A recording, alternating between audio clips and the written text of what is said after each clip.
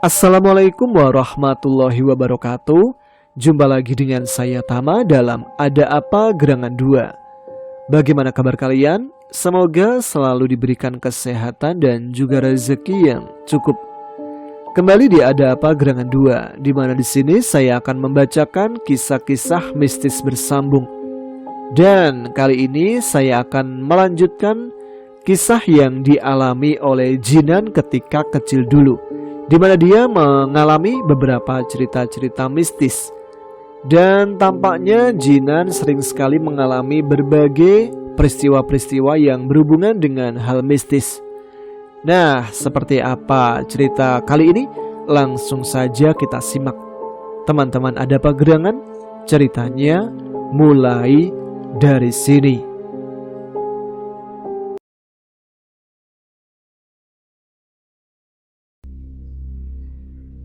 Jenengan benar-benar mau melarungnya ke laut, Mbah? Tanya Pak RT pada Mbah Darmo. Beliau tidak menjawab. Baiklah, aku akan membiarkanmu tetap tinggal di sini.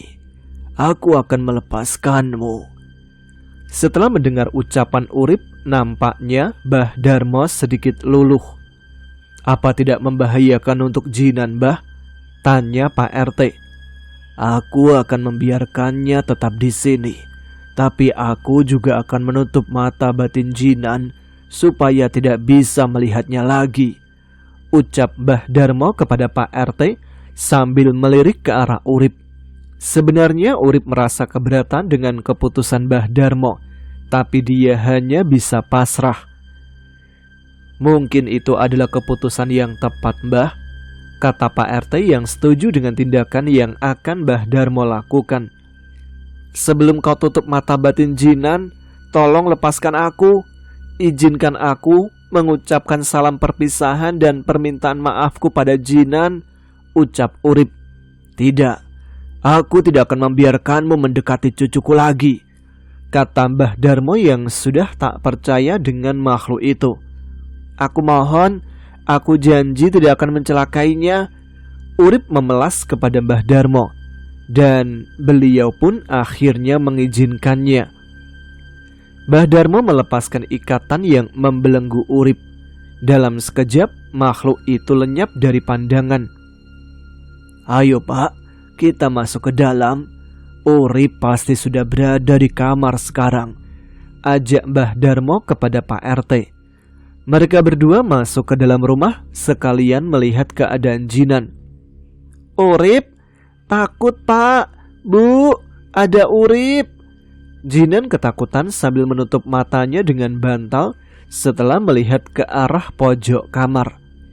Tenang Leh, ada Bapak di sini, kamu jangan takut, ucap Pardi untuk menenangkan anaknya. Mbah Uti berada di kamar sebelah menemani Rani. Bagaimana Mbah? Jinan kok malah ketakutan di kamar? Tanya Supri yang sedang berdiri di depan pintu kamar kepada Mbah Darmo. Mbah Darmo tak menjawabnya. Pak RT juga hanya berdiri di samping Supri ketika Mbah Darmo masuk ke dalam kamar. Jinan kenapa lagi nih Pak? Tanya Sri pada Mbah Darmo. Biarkan saja dia, Nduk. Ini adalah terakhir kalinya mereka bisa berinteraksi. Urip ada di pojokan, mau pamitan dengan Jinan, ucap Mbah Darmo kepada Sri. Jinan, ini aku, Urip. Jangan takut, aku tidak menyeramkan kok, kata Urip dengan nada datar. Jinan perlahan melihat ke arah suara Urip. Dia masih trauma karena baru saja melihat wujud menakutkan sahabatnya. Benar saja, wajah Urip sudah kembali seperti semula. Aku takut, Rip, ucap Jinan dalam keadaan lemas. Maafkan aku, Nan. Maaf karena aku sudah mengajakmu bersembunyi ke tempat yang jauh. Terima kasih ya karena kamu sudah mau berteman denganku, ucap Urip. Dia seperti benar-benar seorang anak yang mempunyai perasaan. Aura kesedihan terpancar dari ucapannya yang seolah-olah akan kehilangan teman baiknya, Jinan. Iya Rip, aku juga senang bisa menjadi temanmu. bisa bermain denganmu. Sejak kenal kamu, aku sudah tidak merasakan kesepian lagi, kata Urip. Setelah ini, mungkin kita tak akan bisa bertemu lagi. Tolong jangan pernah lupakan aku ya Nan, ucap Urip dengan penuh kesedihan. Kita masih bisa bertemu kok Rip.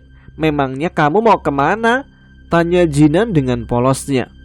Aku akan pergi ke tempat yang jauh Nan. Kita gak akan bisa bermain bersama lagi. Urip berbohong pada Jinan dan enggan mengatakan yang sebenarnya. Jangan pergi Rip, jangan tinggalkan aku. Katanya kamu temanku, kata Jinan yang tidak mau berpisah dengan Urip. Kelak kamu akan mengerti Nan. Terima kasih ya. Selamat tinggal. Tolong jangan lupakan aku. Setelah mengucap kalimat tersebut, perlahan keberadaan Urip mulai memudar. Urip, tunggu Rip. Jangan tinggalkan aku Rip. Jinan bangkit dari tidurnya. Mbah Darmo dan Pardi menahan tubuhnya. Pegang Jinang sebentar. Aku akan menutup mata batinnya supaya dia tak bisa melihat Urip lagi, ucap Mbah Darmo pada Pardi. Iya pak, jawab Pardi sambil mendekap tubuh Jinan. Mulut Mbah Darmo terlihat komat kamit membaca rapalan doa, kemudian mengusap dan seolah menutup kening Jinan dengan gerakan seperti mengepalkan telapak tangan. Sejurus kemudian, beliau seperti menarik, tangannya disentakkan ke atas. Tubuh Jinan langsung lemas dan tidak sadarkan diri. Jinan pingsan pak, kata Sri pada Pardi. Tidak Dok, Jinan tidak pingsan. Dia hanya kehabisan energi saja. Biarkan dia tidur. Setelah ini Jinan tidak akan bisa melihat Urip lagi. Insya Allah dia sudah baik-baik saja dan berangsur pulih besok, kata Mbah Darmo. Mbah Darmo dan Pardi keluar meninggalkan Jinan dan Sri di dalam kamar. Di depan, Supri dan Pak RT masih ada di sana. Mereka duduk bersama. Mata batin Jinan kan sudah terbuka sejak ia lahir. Apa bisa jenengan tutup secara permanen, Mbah? Tanya Pak RT pada Mbah Darmo. Iya, itu memang benar, Pak. Itu hanya bersifat sementara saja, kata Mbah Darmo. Lantas, sampai kapan penglihatan batin Jinan akan tertutup, Pak? Tanya Pardi kepada mertuanya. Mata batin Jinan akan terbuka kembali dengan sendirinya setelah dia memasuki usia akil balik, ucap Mbah Darmo. Pardi, Supri dan Pak RT mengangguk setelah mendengar ucapan beliau. Karena sudah larut malam, Pak RT dan Supri berpamitan pulang kepada Mbah Darmo dan Pardi. Jinan, aku masih di sini. Aku masih ada. Urip menggumam sambil duduk di dahan pohon rambutan. Tatapannya kosong tertuju ke teras rumah Mbah Darmo yang sudah sepi dengan pintu tertutup. Matanya menitikkan air mata kesedihan. Ia kembali harus kehilangan sahabatnya. Sudah beberapa hari Jinan mengalami demam dan batuk berdahak. Demam karena efek dari kejadian tempo hari, dan batuknya yang berdahak memang sudah bawaan sejak lahir. Dengan telaten Sri mengompres kening Jinan yang suhu panasnya belum kunjung menurun. Ia rela tidak berjualan di pasar demi merawat sang anak. Paracetamol dan beberapa obat yang diperoleh dari puskesmas belum memberikan efek berarti untuk kesembuhannya. Urip, Urip, jangan pergi Rip. Ayo kita main sama-sama Rip. Berkali-kali Jinan mengigau memanggil-manggil nama temannya. Seiring berjalannya waktu, akhirnya kondisi Jinan membaik seperti sedia kala. Nan, tunggu. Ayo kita pulang sama-sama, teriak seorang anak laki-laki sepantarannya yang baru saja keluar dari kelas. Iya Rip, hari ini kamu ndak bawa sepeda? Tanya Jinan yang sudah duduk di atas sepeda BMX bekas berwarna hitam yang dibelikan oleh bapaknya. Usia Jinan sudah bertambah. Ia kini sudah berada di bangku kelas 4 SD. Sarip, bocah berambut belah tengah dengan pembawaannya yang tengil ini mempunyai nama asli Sarif. Dia adalah teman Jinan sejak masuk ke sekolah taman kanak-kanak. Lantaran ia tinggal di daerah Jawa, jadilah orang-orang biasa memanggilnya dengan nama Sarip. Siang itu Jinan dan Sarip baru saja pulang sekolah. Sebenarnya belum terlalu siang sih, baru sekitar jam 11-an. Karena rumah mereka masih satu RT, maka Sarip bermaksud pulang dengan cara membonceng sepeda Jinan. Hari itu Sarip tidak menggunakan sepedanya, lantaran bangun kesiangan dan dengan terburu-buru harus diantarkan oleh bapaknya yang bekerja sebagai buruh pabrik. Setelah pulang dan ganti pakaian, nanti kita main yuk Nan, ajak Sarip yang berdiri di belakang Jinan memijak postep roda sepeda sambil memegang pundaknya supaya bisa menjaga keseimbangan. Mau main kemana Rip? Aku ndak boleh main jauh-jauh sama Mbah Uti soalnya, sahut Jinan sambil mengayuh sepedanya yang terasa berat karena membonceng si Sarip. Nafasnya tersengal sambil sesekali terbatuk. Enaknya kemana ya Nan? Berarti kamu pulang ke rumah mbahmu ya? Tanya Sarip sambil mendekatkan wajahnya ke telinga Jinan. Iya, setiap pulang sekolah aku langsung ke rumah Mbah Uti. Soalnya jam segini rumahku gak ada orang. Mbak Rani kan udah SMP, jadi pulangnya siangan, ucap Jinan pada Sarip. Kamu bisa mancing gak Nan? Tanya Sarip pada Jinan. Aku beberapa kali ikut mancing bapak, lumayan bisa lah Rip. Kenapa emangnya? Kata Jinan. Aku juga suka mancing. Bagaimana kalau nanti kita pergi memancing? Ajak Sarip dengan antusias. Mancing? Kamu punya joran dan peralatan memancingnya Rip? Tanya Jinan. Ndak, hehehe, sahut Sarip sambil cengengesan. Emangnya kamu punya Nan? Sarip balik bertanya. Bapakku punya beberapa joran dan kotak pancing lengkap di dalam tas, kata Jinan. Yowes, kita pakai saja joran bapakmu gimana Nan? Ujar Sarip yang sepertinya sudah ngebet banget ingin memancing. Ndak Rip, aku takut kalau jorannya rusak nanti bapakku bakal marah. Toh tas mancingnya kan ada di rumah, ucap Jinan yang merasa keberatan dengan ide Sarip. Ekspresi kecewa terlihat jelas di wajah Sarip setelah mendengar ucapan Jinan sambil mencebik. Ya sudah kalau begitu, ucapnya singkat. Kamu mau mancing kemana Rip? Tanya Jinan membuka obrolan setelah beberapa menit mereka saling diam. Ke sungai perbatasan kampung sana loh Nan, ikannya banyak kayaknya, sak gentong, kata Sarip menunjuk ke arah utara pada Jinan. Sungai yang pinggirnya banyak rumpun bambu ya? Tanya Jinan. Iya betul Nan, sahut Sarip. Moh aku? Jinan langsung teringat dengan kejadian di mana dulu dia pernah mengalami pengalaman mengerikan dan cukup traumatik di sana. Kenapa emangnya Nan? Takut ya? Ledek Sarip sambil menepuk pundak Jinan. Dia yang tak tahu apa-apa mengenai tragedi yang menggemparkan para warga beberapa tahun lalu dengan seenaknya meledek Jinan. Mending main ke tempat lain aja Rip, jangan ke situ, ucap Jinan tanpa menjelaskan panjang lebar kepada temannya. Oh iya, aku punya seser Nan, kita nyasar ikan aja yuk, ajak Sarip yang ternyata punya alternatif kegiatan lain. Gak mau kalau di sungai itu nyesernya Rip, kata Jinan yang bersikukuh dengan pendiriannya. Sarip terdiam seperti sedang memikirkan sesuatu. Kita nyeser di Blumbangan, di daerah wetan sana aja Nan, airnya gak dalam kok, ucap Sarip yang ingat dengan sebuah rawa kecil di daerah timur kampung. Blumbang yang terletak di belakang rumah-rumah warga itu ya Rip? Tanya Jinan untuk memastikan lokasi yang Sarip maksud. Iya Nan, betul, katanya di situ ada banyak ikannya. Betok, sepat, mujair, dan gabus. Airnya kan gak terlalu dalam di situ, kata Sarip. Kamu punya seser berapa? Tanya Jinan pada Sarip. Sepertinya Jinan tertarik untuk nyeser ikan di sana. Aku cuma punya satu Nan.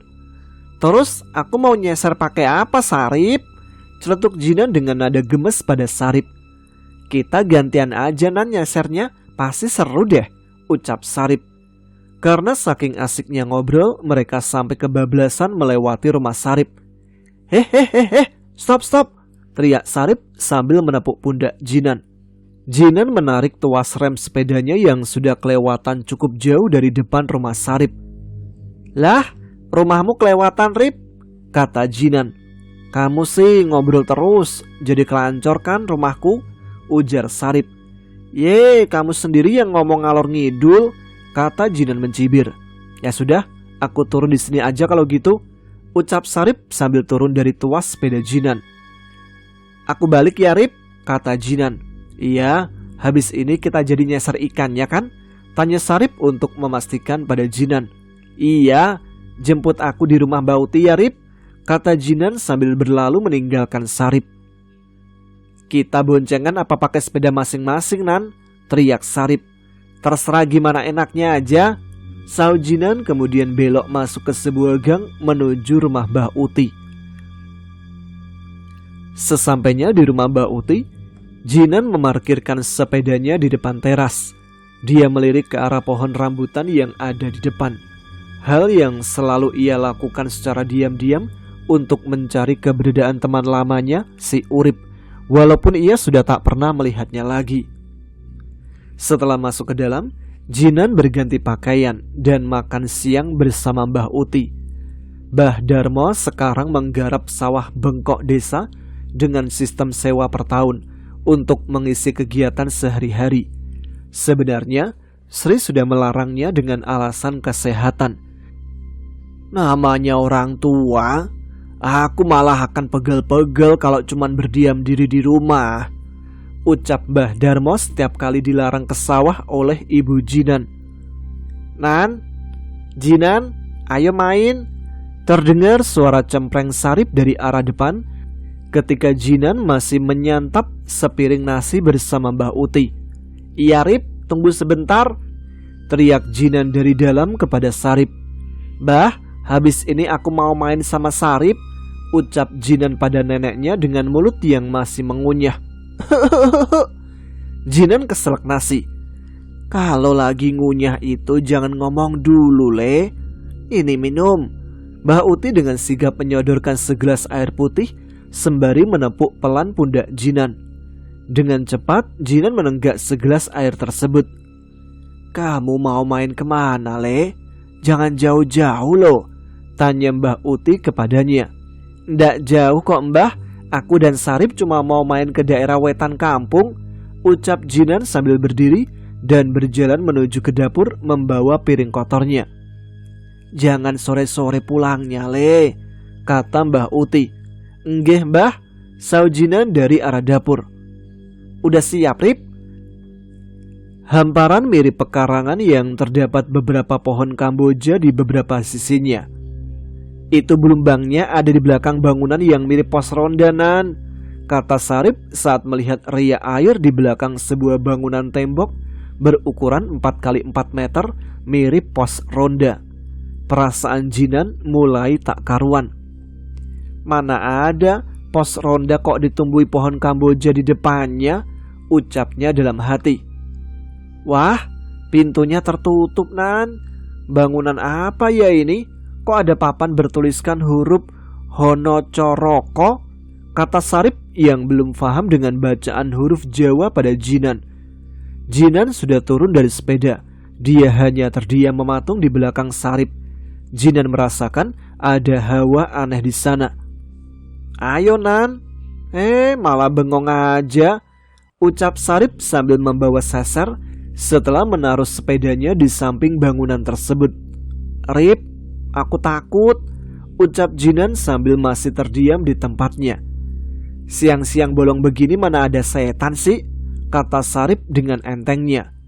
Suasana di tempat itu memang teduh karena ditumbuhi oleh pohon Kamboja yang rindang. Benar-benar sunyi. Tanpa pikir panjang, Sarip langsung masuk ke dalam air belumbang karena melihat ikan kecil dengan titik-titik putih di kepalanya. Ikan itu biasa disebut dengan ikan India. Ayo, Nan, bantu aku menggiring ikan India ini. Bagus kalau dipelihara di dalam botol, kata Sarip.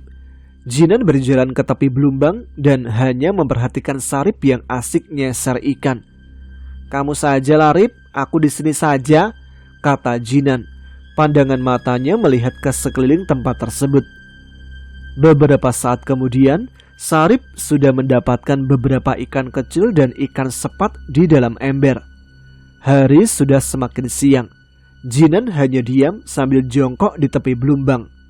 Angin berhembus pelan. Pulang. Sebentar lagi zuhur." Tiba-tiba terdengar suara nenek-nenek dari arah belakang Jinan. Tengkuknya meremang. Dia merasakan merinding ketika mendengarnya. Jinan celingak-celinguk ke arah belakang mencari sumber suara tersebut. "Gak ada orang," batinnya. Jinan melihat ke arah Sarip yang masih asik menyeser ikan. "Rip, kamu dengar suara orang gak?" tanya Jinan pada Sarip. "Enggak, aku ndak dengar apa-apa dari tadi," jawab Sarip yang masih sibuk nyeser ikan. "Ada, Rip, aku barusan dengar suara nenek-nenek di belakang." "Lekas kamu keluar dari air, ayo pulang saja, Rip, udah mau zuhur ini," kata Jinan yang sudah merasa ketakutan. "Sebentar, Nan, ini loh ada ikan mujair yang lumayan besar mau tak tangkap," ujar Sarip. Jinan benar-benar sudah merasa ketakutan. "Kena kau," celetuk Sarip bebarengan dengan suara azan zuhur yang mulai berkumandang. "Loh, Nan, ikan apa ini? Kok bentuknya aneh?" kata Sarip sambil memperhatikan seekor ikan di dalam sesernya. "Mana, Rip?" tanya Jinan yang penasaran. "Hi, ikan mati nih kayaknya, Rip. Ikan lele, tapi cuma tinggal kepala dan tulangnya saja sampai ekor. Tapi, loh, Nan, kok lelenya gerak-gerak sih? Lihat deh, tuh, matanya kedip-kedip lagi," kata Sarip yang merasa keheranan melihat bangkai ikan lele yang cuma tersisa duri dan kepalanya, tapi masih bisa bergerak-gerak dan matanya berkedip. "Rip, lepaskan, Rip, itu bukan ikan," teriak Jinan yang benar-benar ketakutan melihat ikan tersebut. Dia berjalan ke belakang menjauhi Sarip yang masih ada di dalam belumbang. "Aku ikut pulang, Le." Saat Sarip hendak melepaskannya lagi, tiba-tiba tulang ikan tersebut bersuara. Sontak saja Sarip langsung ketakutan mendengarnya. Bahkan ia sampai terjerembab ke dalam air. "Rip, mantas Rip, ayo pulang," teriak Jinan yang sudah berada di depan gang menuju keluar. Tanpa dikomando, Sarip langsung berlari tunggang langgang menjauh dari belumbang. Seser dan embernya ia tinggal. Untunglah Jinan sudah bersiap membawa sepeda Sarip di sana. Sarip membonceng Jinan, bajunya basah kuyup, berdiri di belakang sepeda sambil gemetaran. Wajahnya benar-benar pucat karena ketakutan. "Jinan kemana, Bu?" tanya Mbah Darmo yang baru saja pulang dari sawah. Beliau menaruh cangkul di dekat kandang ayam, lalu mencuci tangan dan kaki menggunakan padasan air yang terbuat dari tanah liat di dekat sumur timba. "Tadi sepulang sekolah, dia pamit mau main sama temannya, Pak. Itu loh, Sarip anaknya Karmen yang rumahnya di dekat perempatan," saut Mbah Uti sambil mencuci piring di sisi lain sumur kepada Mbah Darmo. "Oh, Sarip teman satu sekolahnya itu ya. Tadi Jinan sudah makan belum?" Mbah Darmo menanyakan apa cucunya sudah mengisi perut, karena Jinan memang anaknya paling susah kalau disuruh makan. "Sudah, Pak. Tadi Jinan sudah makan dengan lahap kok," ujar Mbah Uti yang hampir selesai mencuci piring. "Mau langsung makan siang atau sholat zuhur dulu, Pak?"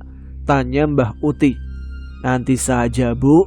Aku mau sholat dulu, soalnya sudah ambil wudhu." "Jinan tadi ngomong dak mau main kemana?" Langkah Mbah Darmo terhenti untuk memastikan kemana cucunya pergi bermain. "Tadi katanya sih mau main sama Sarip ke daerah Wetan, Pak," jawab Mbah Uti sambil mengingat-ingat. "Wetan? Iya, kulihat tadi Sarip membawa seser ikan. Mereka berboncengan," ujarnya lagi. Mbah Darmo terdiam seperti sedang menerawang. Jangan-jangan. Kenapa, Pak? Melihat raut wajah Mbah Darmo yang berubah serius, Mbah Uti langsung terperanjat. Anu Bu, aku khawatir kalau mereka bermain ke area punden yang ada di sebelah wetan desa, ucap Mbah Darmo dengan ekspresi cemas. Di desa tersebut memang terdapat 3 punden, makam leluhur yang pertama kali membuka lahan, istilahnya babat alas, dan orang pertama yang tinggal di sana. Punden pertama berada di kidul atau selatan desa, tempat di mana dulu Pardi memancing belut bersama Supri. Punden kedua berada di daerah wetan yang terdapat belumbangan di belakangnya, dan punden ketiga berada di sebelah kulon atau barat kampung. Punden ketiga ini berada di tengah-tengah pemakaman umum. Tadi kamu bilang kalau Sarip membawa seser ikan. Aku takut kalau mereka mencari ikan di belumbangan punden, Bu, kata Mbah Darmo. Mudah-mudahan mereka tidak ke sana, Pak, ucap Mbah Uti yang mencoba berprasangka baik pada cucunya. Semoga saja, Bu. Area punden itu nggak kalah wingitnya dengan punden yang ada di sebelah selatan. Tentu kau ingat dengan kejadian yang menimpa Supri ketika masih muda. Dia pernah nekat memancing malam-malam di sana sendirian. Mbah Darmo mengingat kejadian mengerikan yang pernah dialami Supri, teman dari Pardi. Iya, aku ingat, ujar Mbah Uti. Supri yang sedang asik mancing di situ tiba-tiba dikejutkan dengan penampakan seekor ikan lele yang hanya tersisa tulangnya saja, tapi masih hidup. Singkat cerita, Jinan dan Sari pun telah kembali pulang. Jawab, Le, kalian habis main dari mana? Mbah dah akan marah kok, bujuk Mbah Darmo dengan nada kalem. Jinan sesekali melirik ke arah Sarip dan Mbah Darmo secara bergantian. Tangannya sibuk memilin ujung kaos yang ia pakai. Nganu Mbah? Nganu? Mbah. Tadi kami main ke itu tuh Mbah, belumbang yang ada di wetan desa, Mbah, jawab Jinan dengan terbata-bata pada sang kakek. Mbah Uti melotot ke arah Jinan seolah tak percaya dengan ucapan cucunya barusan. Sedangkan Mbah Darmo menghela nafas panjang, seolah tak menyangka kalau cucunya pergi ke area tersebut bersama temannya. Le, kamu tahu ndak itu tempat apa? Tanya beliau. Jinan menggelengkan kepala. Tempatnya sepi, Mbah.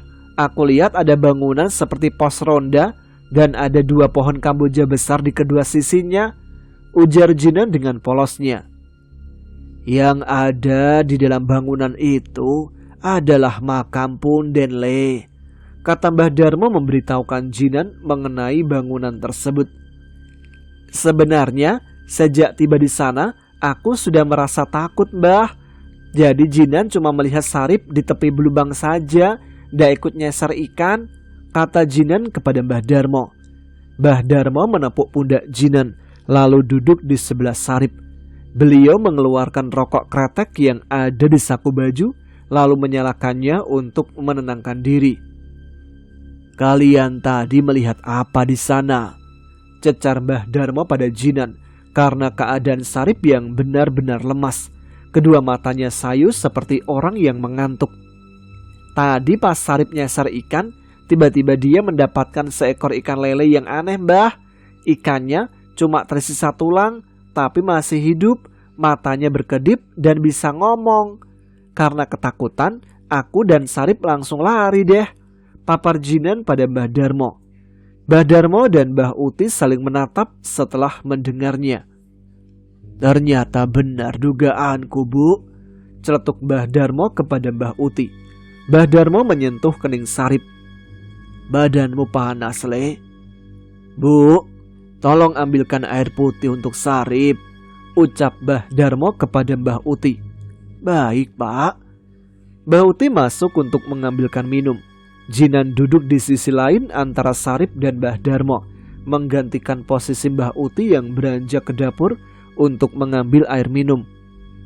Ini minumnya, Le. Kamu juga minum ya, kata Mbah Uti yang kembali membawa 2 gelas air minum untuk Jinan dan Sarip. Sebentar, sini dulu gelasnya, pinta Mbah Darmo. Kedua gelas berisi air putih tersebut didoakan oleh beliau, lalu diberikan kepada Jinan dan Sarip. Mereka berdua langsung menenggak air putih di gelas sampai habis. Jinan dan Sarip sepertinya benar-benar kehausan. Bagaimana, Le? Sudah agak baik kan? Tanya Mbah Darmo pada Sarip sambil mengusap kedua pundaknya secara bergantian. Sarip mengangguk. Tubuhnya yang semula gemetar hebat berangsur mulai berkurang. Sudah mendingan, Mbah. Terima kasih, kata Sarip dengan singkat. Lain kali jangan main ke sana lagi. Bahaya, Le. Mbah Darmo menasehati mereka berdua. Tanpa dinasehati, mereka juga pasti benar-benar sudah kapok setelah mengalami kejadian tadi. Saya mau pulang dulu, Mbah. Sarip berpamitan hendak pulang karena sudah merasa baikan. Memangnya kamu sudah kuat pulang sendirian, Rip? Tanya Mbah Uti pada Sarip. Saya sudah tidak apa-apa kok, Mbah, kata Sarip sambil bersalaman kepada Mbah Darmo dan Mbah Uti, lalu berjalan menuju sepedanya yang tergeletak begitu saja di halaman. Tubuhnya masih sempoyongan. Jinan memapah Sarip berjalan. Aku pulang dulu ya, Nan, kata Sarip kepada Jinan sambil naik ke sepedanya. Monggo Mbah Darmo, Mbah Uti. Iya, Le, hati-hati di jalan, ucap Mbah Darmo pada Sarip. Apa Sarip sudah tidak apa-apa, Pak? Tanya Mbah Uti pada Mbah Darmo ketika melihat Sarip mengayuh sepeda untuk pulang. Semoga makhluk itu tidak mengikuti Sarip, Bu, kata Mbah Darmo sambil melihat ke arah Sarip yang semakin jauh. Kamu tidak apa-apa kan, Le? Tanya Mbah Uti sambil memeluk Jinan. Insya Allah, Jinan baik-baik saja, Bu. Ingat pesan Mbah ya, Le, jangan main ke sana lagi, himbau Mbah Darmo pada Jinan. Iya, Mbah, Jinan janji gak akan main ke sana lagi. Jinan udah kapok, ucap Jinan pada Mbah Darmo. Ya sudah, sana kamu masuk ke kamar, suruh Mbah Darmo. Mbah Uti menemani Jinan masuk ke dalam kamar. Untung Jinan tidak ikut masuk ke dalam blumbang, gumam Mbah Darmo. Mbah Darmo pulang untuk istirahat, sholat dan makan. Setelah itu beliau kembali ke sawah untuk melanjutkan menggarap lahan. Jinan tidur siang bersama Mbah Uti di rumah. Rani juga sudah pulang sekolah. Sore pun tiba. Jinan dan Rani hendak pulang ke rumahnya menggunakan sepeda. Mereka sudah tak diantar jemput lagi oleh bapaknya karena mereka sudah bisa memakai sepeda. Mbah Darmo juga sudah pulang dari sawah. Mbah Darmo, tolong, Mbah. Seorang ibu-ibu datang ke rumah Mbah Darmo dengan nada panik. Rupanya itu adalah Darmi, ibunya Sarip. Beliau datang ke rumah Mbah Darmo bersama Karmen, sang suami. Darmi, Karmen, ada apa ini? Tanya Mbah Darmo pada mereka berdua yang datang tergopoh-gopoh selepas Jinan dan Rani pulang. Tolong anakku, Mbah, Sarip badannya demam menggigil. Katanya tadi siang bermain sama Jinan ke Punden Wetan. Apa Sarip kena sawan ya, Mbah? Tanya Karmen kepada Mbah Darmo. Iya, Men. Memang Sarip tadi main ke sana dengan Jinan. Setelah istirahat di sini, aku tanya, katanya dia sudah baik-baik saja. Dari kondisinya tadi, kemungkinan Sarip memang kena sawan punden, ucap Mbah Darmo. Sama seperti yang dialami Supri dulu, ujar beliau lagi. Terus, bagaimana ini, Mbah? Supaya Sarip bisa sembuh? Tanya Darmi pada beliau. Sebentar ya. Mbah Darmo masuk ke dalam. Tak lama kemudian beliau keluar sambil membawa bungkusan plastik kecil berisi bubuk berwarna hijau kekuningan. Berikan ini untuk Sarip, kata Mbah Darmo sambil memberikan bungkusan tersebut pada Karmen. Apa ini, Mbah? Kata Karmen sambil memegang bungkusan yang dari Mbah Darmo. Itu adalah sawanan, men, jawab Mbah Darmo. Sawanan adalah obat tradisional yang biasa digunakan oleh orang-orang tua dulu sebagai pengobat sawan. Cara pakainya bagaimana ini, Mbah? Tanya Karmen pada Mbah Darmo. Ambil serbuk sawanan secukupnya, taruh di lepek, lalu tarutkan dengan air. Tapi kamu harus mencampurkan sawanan itu dengan air belumbang dan sedikit tanah lumpurnya. Setelah dicampurkan, balurkan sawanan itu ke kening, lengan, dan kedua kaki anakmu. Insya Allah dia akan sembuh, papar Mbah Darmo pada Karmin. Berarti saya harus ngambil air belumbang dan lumpurnya di punden itu ya, Mbah? Tanya Karmin. Iya, Min. Kenapa? Kamu takut? Tanya Mbah Darmo. Iya, Mbah, ujar Karmin. Ya wes, ayo tak anterin ke sana. Tapi kamu beli kembang 7 rupa dulu sebagai permintaan maaf. Itu cuma sekedar sarana untuk menghormati yang gaib. Tetap yakin dan percaya akan kebesaran Gusti Allah, men. Biar tidak terjerumus ke hal-hal musyrik, ucap Mbah Darmo. Karmen mengantarkan istrinya pulang dan membeli kembang yang Mbah Darmo maksud. Setelah itu, Karmen dan Mbah Darmo berangkat ke Punden Wetan menggunakan sepeda motor saat senja beranjak memasuki waktu petang. Sesampainya di sana, Mbah Darmo mengantarkan maksud dan tujuan mereka datang. Beliau memanjatkan doa dan mengambil air, tak lupa sedikit tanah lumpurnya. Lalu membawanya pulang untuk dibalurkan ke tubuh Sarip yang sedang demam hebat lantaran kena sawan. Karena mereka masih anak-anak yang sedang senang-senangnya bermain tanpa tahu adab dan unggah-ungguh di suatu tempat yang disakralkan, akhirnya berbuntut celaka. Di mana bumi dipijak, di situ langit dijunjung. Sebuah pepatah lama. Dan benar saja, setelah diberikan sawanan oleh Mbah Darmo, Sarip pun perlahan-lahan bisa kembali pulih. Itu siapa, Rip? Kok aku baru kali ini melihatnya? Tanya Jinan pada Sarip perihal seorang anak yang baru saja dia lihat di kelas. Dia anak baru, Nan, namanya Daru. Ini adalah hari pertama dia di sini, jawab Sarip sambil duduk di bangkunya. Berbeda dengan Sarip dan Jinan yang berkulit sawo matang, Daru adalah seorang anak dengan kulit berwarna kuning langsat, bersih dan mulus. Rambutnya selalu rapi dan klimis. Oh, kelihatannya dia anak orang kaya ya, Rip, celetuk Jinan. Persis. Daru memang anak dari juragan pabrik kerupuk yang ada di desa kita, Nan. Dia awalnya tinggal di rumah sang nenek, tapi akhirnya diboyong orang tuanya ke sini sekalian, ujar si Sarip pada Jinan sambil melihat ke arah Daru. Pesonanya membuat murid-murid perempuan tertarik untuk duduk di sampingnya. Daru yang merasa risih lantaran dikerumuni cewek-cewek, akhirnya memilih untuk pindah duduk mendekati bangku Sarip dan Jinan. Halo, kenalin, aku Daru, murid baru di sini. Halo juga, Ru, aku Jinan dan ini Sarip. Yoi bro, salam kenal, saut Sarip. Setelah berkenalan, Daru duduk di belakang bangku Jinan dan Sarip. Kamu benar-benar sudah merasa baik kan, Rip, setelah kejadian di Belumbang itu? Tanya Jinan pada Sarip. Sepertinya Daru ikut mendengarkan. Sudah ndak apa-apa kok, Nan, ndak usah dibahas lagi ya. Aku takut kalau mengingatnya, kata Sarip. Takut? Memangnya kenapa, Rip? Kok takut? Celetuk Daru yang ikut mendengar perbincangan Jinan dan Sarip. Ndak apa-apa, Ru, nggak penting juga kok, kata Sarip menutup-nutupi kejadian ketika nyasar ikan di Belumbangan Punden.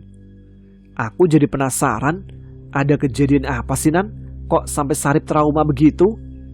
Jinan terdiam sambil mengelus-elus dagu, seolah sedang merangkai kalimat yang tepat untuk menjelaskan pada Daru. Itu loh, Ru, kemarin Sarip habis kesambet pas nyasar ikan di dekat Punden desa, kata Jinan.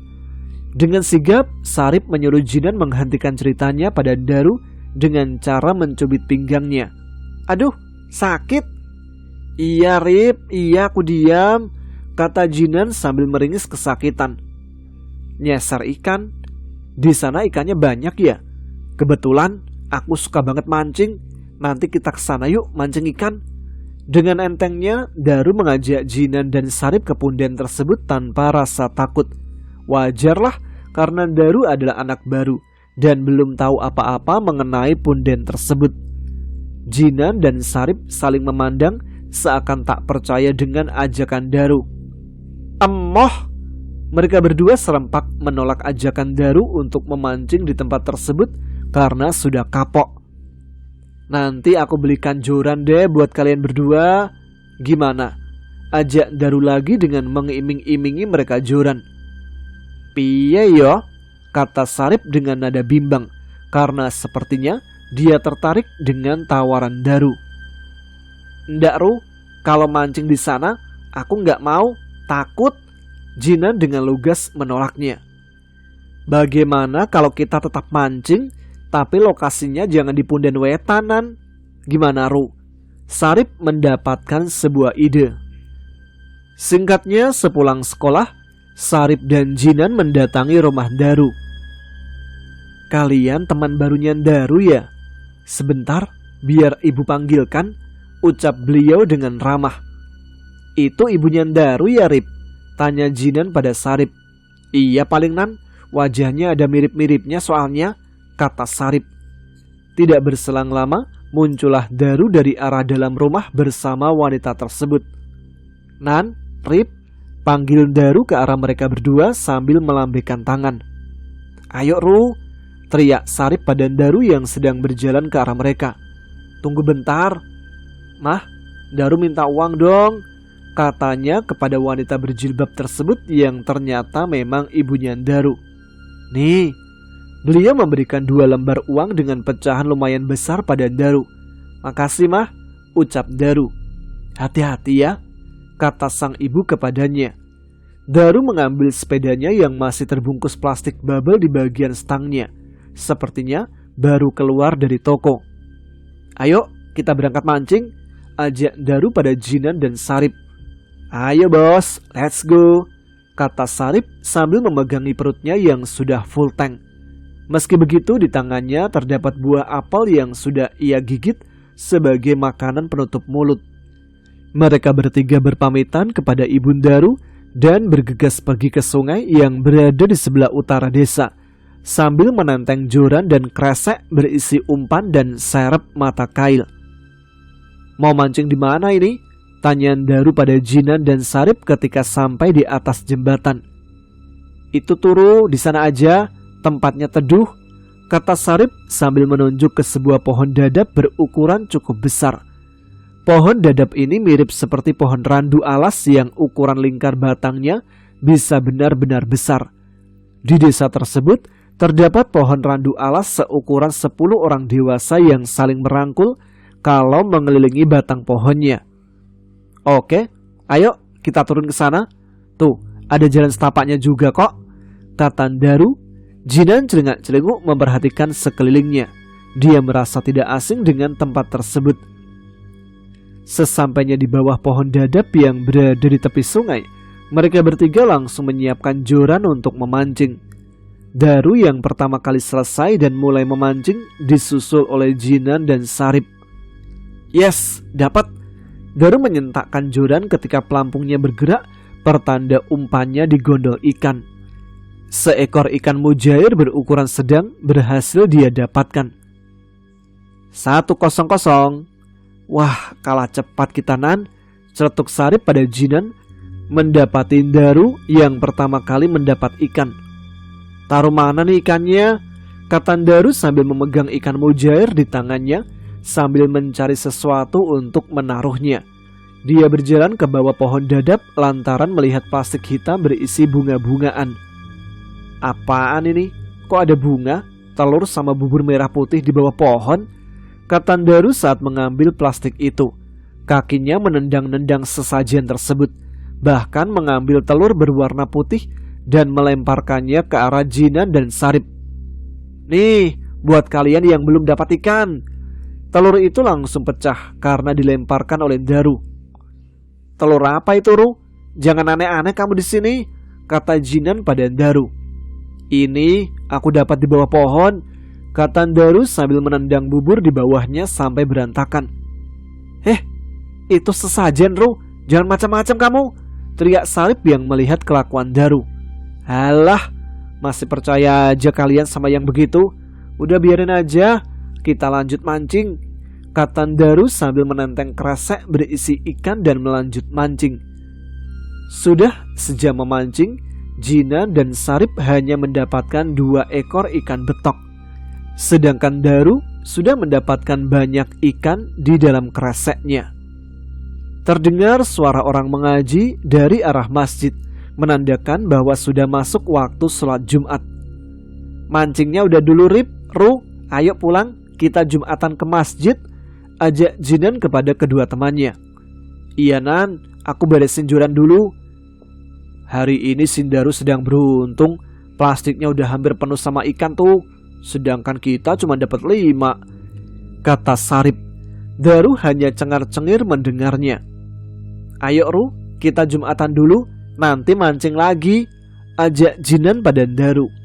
"Ndak ah, kalian aja duluan, aku masih pengen mancing di sini, mumpung ikannya lagi pada lapar ini," katanya sambil mengamati pelampung di permukaan air.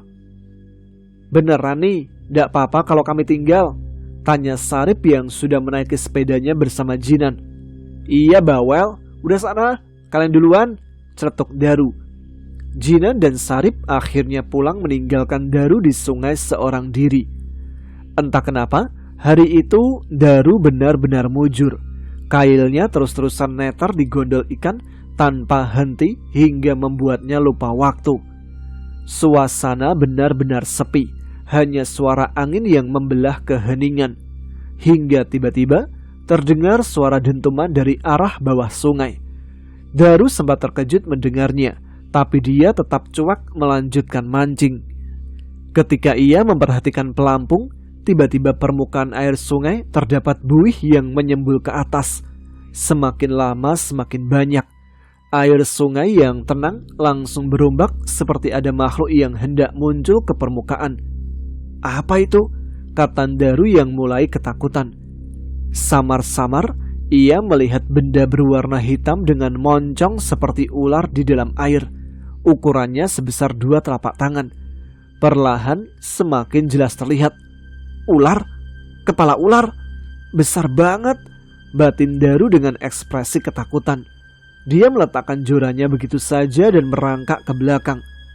Tapi ketika hendak lari, tiba-tiba benda berupa ekor ular berukuran sebesar lengan menyabet dan melilit dadanya. Tolong!" teriak Daru. Ia terjatuh dan terseret sampai ke tepi sungai. Kakinya sudah masuk ke dalam air.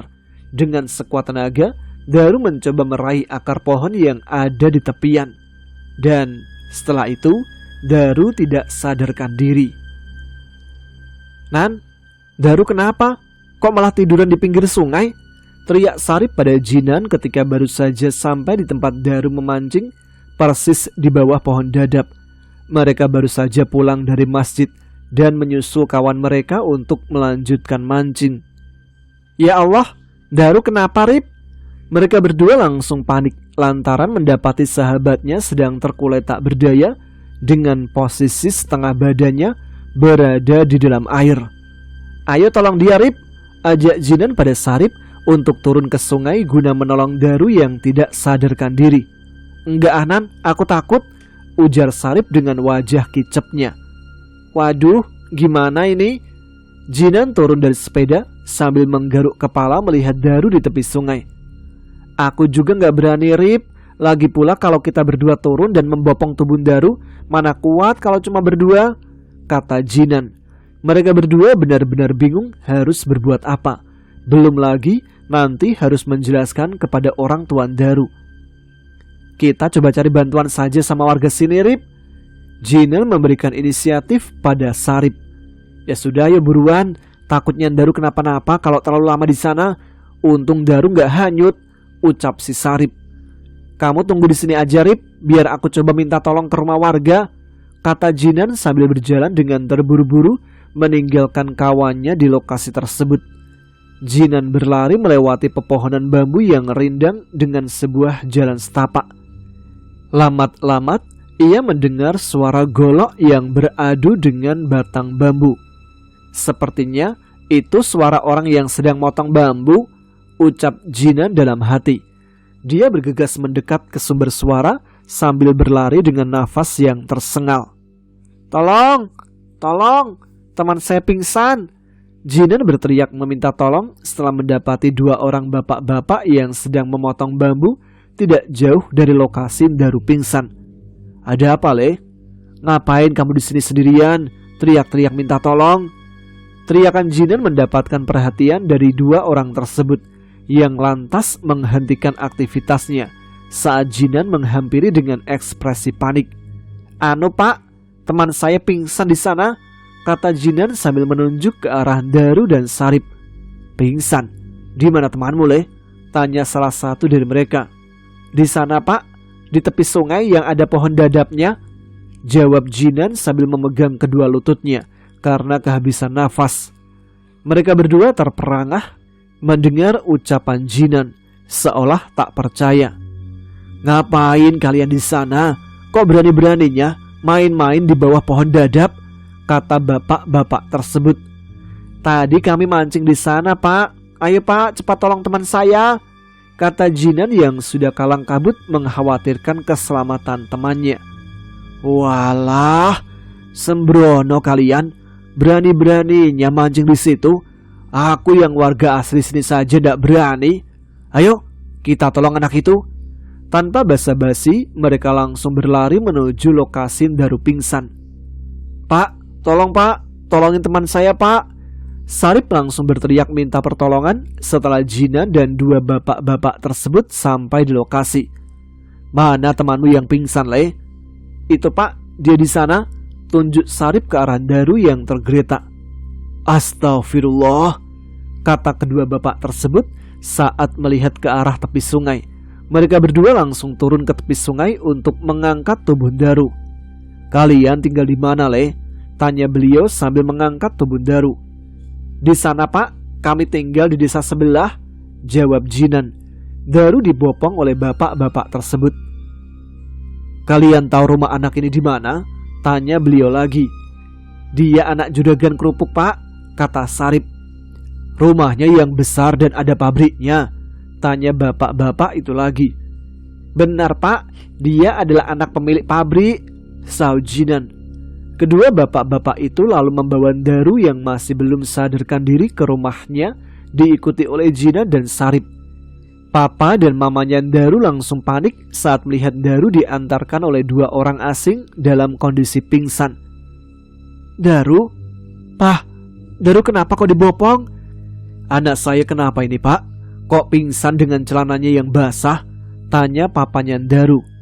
Anak bapak tadi pingsan di tepi sungai Pak. Dua temannya ini menemukan anak bapak sudah dalam keadaan yang tidak sadarkan diri. Setengah badannya masuk ke air sungai, kata beliau yang membopong Daru kepada papahnya.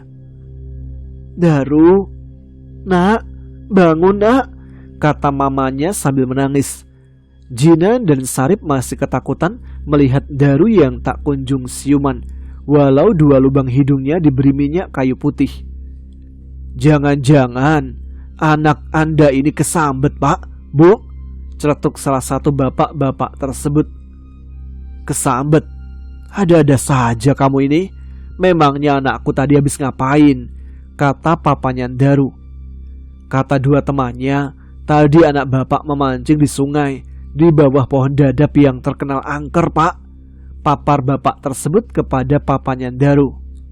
Iya Om, tadi Daru mancing di sana sendirian karena kami berdua harus pergi ke masjid untuk Jumatan. Tapi setelah itu kami mendapati Daru udah pingsan, kata Sarip menjelaskan kronologinya. Apa tadi anak ini berbuat tidak sopan di sana? Tanya bapak-bapak yang menolong Daru. Tadi Daru sempat main-main sama sesajen yang ada di bawah pohon. Dia melemparkan telur ayam Jawa sampai pecah ke arah kami. Selain itu, Daru menendang-nendang beberapa sesajen yang ada di sana.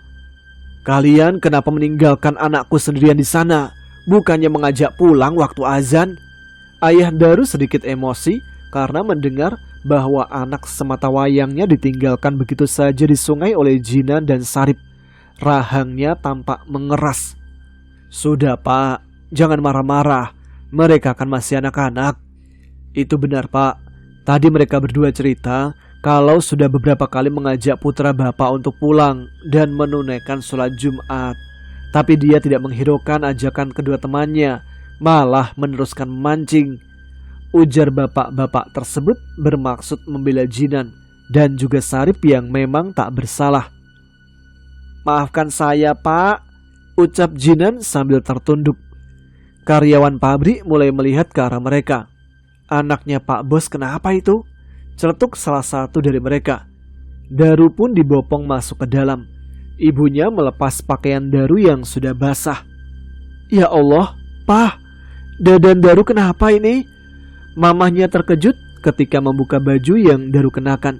Tampak guratan lebam berwarna biru melingkar di dada Daru seperti bekas lilitan.